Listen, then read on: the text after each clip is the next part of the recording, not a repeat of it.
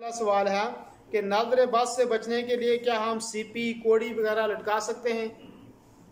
गले के अंदर कोई चीज़ लटका लें या कोई तावीज़ लटका लें या कोई और चीज़ लटका लें, इसलिए कि हम नजर बस से महफूज हो जाएंगे। या गाड़ी के पीछे जूता लटका लिया, या घर के सामने दरवाजे पे अच्छा बेहतरीन घर बना के जूता लटका दिया, या कोई और मिर्च वगैरह लटका दी हिंदुओं की तरह, या लिख दिया हांडी रख दी, या क्या क्या के बुरी नजर वाले तेरा मुंह काला, पता नहीं और क्या क्या लोग लिखते हैं रखते हैं, या बच्चे के सराहने कोई लोहा रख दिया या कोई और कुछ रख लिया, किस लिए कि नजर ना लग जाए। क्या हम ऐसा कर सकते हैं?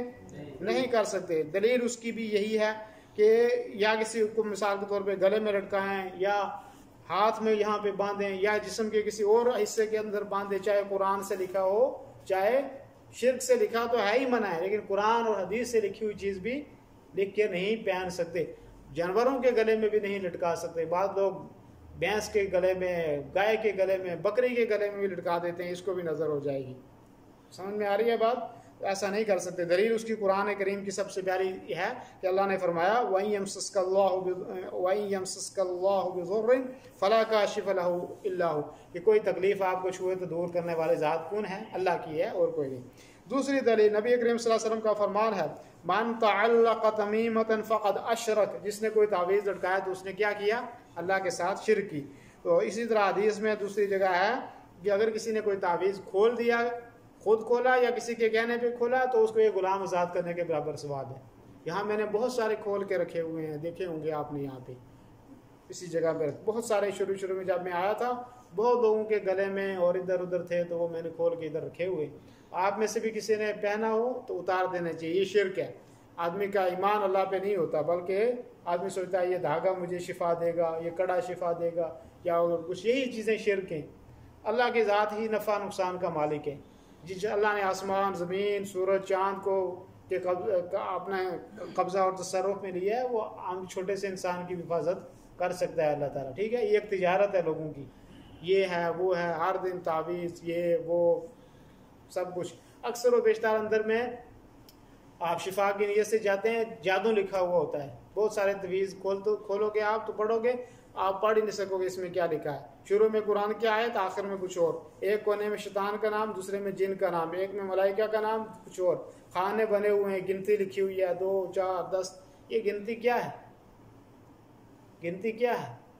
सब इसको अरबी में कहते हैं तलासम है। ये शिर्क किया, बुराई, जादू से मदद, शैतान से मदद, यही सब चीज़ें हैं। इसलिए ये तावीज़, मन के और वगैरह पता नहीं क्या क्या चीज़ें ये जो लटकाते हैं, ये नहीं। अगर आपने बच्चों के गले में लटकाए, उतार दो, अल्लाह ताला के सुपुर्द कर दो। बाकी अज़कार पढ़ो, कुरान पढ़ो, उसके ज़रिए से दाम कर सकते हो आप। कुरान पढ़ के उसको आयतुल कुर्सी सिखाओ, बोलो ये सुबह शाम पढ़नी है आपने। बाकी अल्लाह की ज़ात पे यकीन रखो कि अल्लाह की ज़ात जिसने पैदा किया वही अच्छाई और बुराई का मालिक है। तो बाकी ये तावीज़, दागे, ये सब शैतानी फितने हैं और ये तिजारत है लोगों की। आए दिन लोग इसमें मुलव्वस हैं, खुसूसन बांग्लादेश में, हिंदुस्तान में, पाकिस्तान में हर तीसरा आदमी पीर है। ठीक है मौलवी साहब, हर तीसरा आदमी क्या है? पीर है, अल्लामा है, मौलाना है। बुखारी का दर्स भी देता है, बोलता है गुलाब का वो लाओ, उसके से तवीज़ लिखेगा, 10,000 रुपये भी दो, फिर तावीज़ ले देने बाद फिर कहते हैं मैं कुछ नहीं लेता, लेकिन ये है कि इसका खर्चा होता है, मदरसे में दे दो, हमारे मदरसे में दे दो, फलाने के दे दो, मैं किसी मिस्कीन को दे दूंगा, उसके लिए दे दो। गुलाब से लिखना है, पता नहीं और किसका वो लाओ, ज़ाफ़रान से लिखना है जी, हाँ वो कुछ तो इस तरह वो खुलम खुलाई कह देते हैं, खुलम खुलाई कह देते हैं। ये जब कुछ तो थोड़ा वो दीनी रूप होता है तो उस हिसाब से हाँ, बहरहाल जो भी है तो ये लोग करते हैं, ऐसा नहीं करना चाहिए। गाय बीमार होगी तो क्या कहते हैं जी मौलवी साहब से तवीज़ जाओ, कुरान की आयत लिखी हुई है, गाय के गले में लटका दी, भैंस के गले में लटका दी, बकरी के गले में लटका दी, उसका क्या, जानवर का क्या ताल्लुक कुरान से? आप आयतुल कुर्सी पढ़ के फूंक दो अपने ऊपर भी, उस पर अल्लाह हिफाजत करेगा।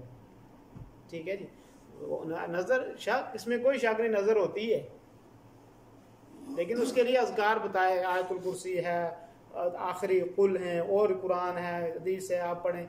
बाकी देखें किसी की चीज़ तो अल्लाह तौल माशाल्लाह कहते हैं। अगर आप सोचते हैं मेरी नज़र लगती है, आप किसी की चीज़ को देखें ही ना। कोई कहता भी है जी हाँ मेरी चीज़ देखो भाई, ये है मेरा घर है, थोड़ी नज़र चुरा लें, माशाल्लाह कह दे शुरू से।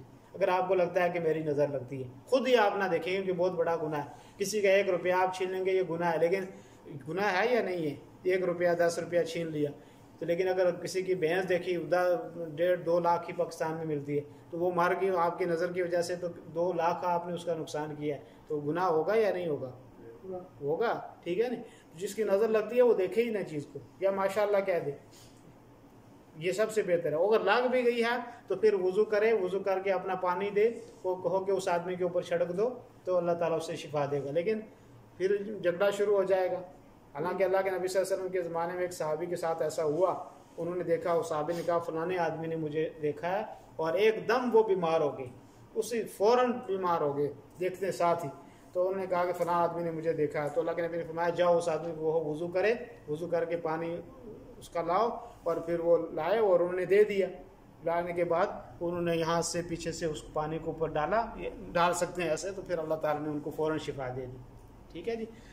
तो इसलिए ना जिसको लगने का ख़तरा हो तब भी आप बचो। आपको पता है ये फलाने हाजी साहब थोड़े से नज़र वाले हैं, तो आप उसके पास क्यों जाते हैं? फूक मरवाने जाते हैं, पता है ये नज़र वाला आदमी है, साइड से निकल जाएं, आप क्यों उसके मुंह लग रहे हैं? तो इलाज कराने से परहेज करना बेहतर है या नहीं? आपको पता है मुझे ज़्यादा नमक खाने से क्या हो जाता है? हाई हो जाता है। तो आप ना खाएं नमक। आपको पता है इनकी नज़र लगती है, तो आप क्या करें? बच जाएं, या आऊज़ बिल्लाहि मिनश शैतानिर रजीम पढ़ लें उसको देखकर। समझ में आ रही है ना बात? तो ये है। तो दूसरा, कुछ लोग जानबूझकर नज़र लगाते हैं। तो हाँ फारूक भाई काम किया है, शाम में फारूक भाई बीमार हो गया। समझ में आई बात? ऐसा नहीं करना चाहिए, ये बहुत बड़ा जुल्म है। समझ में, बल्कि दुआ देनी। अल्लाह के नबी हमेशा बरकत की दुआ है, अल्लाह अल्लाह बारिक फी, बारक अल्लाह फी। सऊदी में देखते अक्सर बेशतर कहते हैं माशाल्लाह अल्लाह बारक, अल्लाह बारक फी। कुछ कहते हैं, कुछ हर जगह इंसान है, इधर का हो चाहे मक्का का हो चाहे किधर का भी हो। ठीक है जी। तो बहरहाल मैं अर्ज़ कर रहा था, ये तावीज़ लिखना, चाहे वो आलम लिखे, चाहे को मौलवी लिखे, चाहे को आम दाढ़ी के बिगार वाला लिखे, कोई भी है, ये सिस्टम ख़त्म करो। क्योंकि अगर हम कहेंगे भी जी फलाना जायज़ है, फलाना जायज़ है, तो ये तिजारत बन गई है। हर आदमी इसके पीछे लगा है, हर दिन औरत सुबह शाम, ज़रा सी बात हुई, बच्चा रो गया, जाओ जी तावीज़ लेके आओ। नमाज ना पढ़ो, महीने महीने सालों सालों तक नमाज कोई घर में नहीं, ठीक है नहीं, इबादत कोई नहीं, अल्लाह का नाम कोई नहीं, लगी है टीवी, लगी है फिल्मी गाने, कवालियाँ, फितना, फसाद, गैर महरम, मर्द औरत सब जम्मा इकट्ठा है। लेकिन थोड़ी सी बात हो गई, सिर्फ पीर साहब रखे हैं, जिस तरह दुकान से सौदा लाना है या दुकान से दवाई लानी है, इस तरह पीर साहब रखे हैं, जाओ जी दवाई ले आओ। ठीक है जी। तो फिर एक दफ़ा अगर आप चले गए ना, तो फिर आप बार बार जाते रहोगे। जिस तरह डॉक्टर के पास एक दफ़ा जाते हो ना, फिर कहते ये दवाई खाओ, फिर ये ख़त्म हो गई तो आना दूसरी दूंगा, वो ख़त्म हो गई तो फिर इससे थोड़ी सी हल्की वाले दूंगा, ये आपने 2 दिन खानी है, 3 दिन खानी है। तो इस तरह आप जाओगे, डॉक्टरों की फिर दवाई 500 में 1000 में मिल जाएगी। लेकिन जो हमारे जैसे मौलवियों की दवाई है, पहली दफ़ा जी 10,000, दूसरी दफ़ा जी बकरा, तीसरी दफ़ा जी 15,000, तो ये ज़्यादा गुर्बत आती है इससे। तो इसलिए अल्लाह से कहें कि अल्लाह ताला हमें किसी का मुहताज ना करे। शुरू से ज़िक्र, अज़कार, दुआ, नमाज इंशाअल्लाह पढ़ते रहे। जज़ाकुमुल्लाह खैर, बहुत बहुत शुक्रिया।